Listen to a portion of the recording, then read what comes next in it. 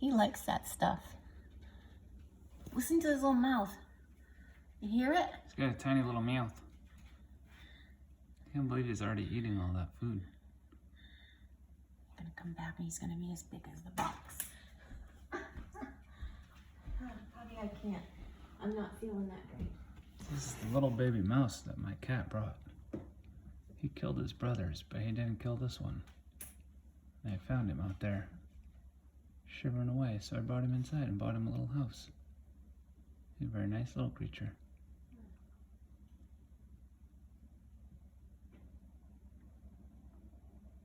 He's already learned to use his water bottle and to eat his food. That's a smorgasbord right there.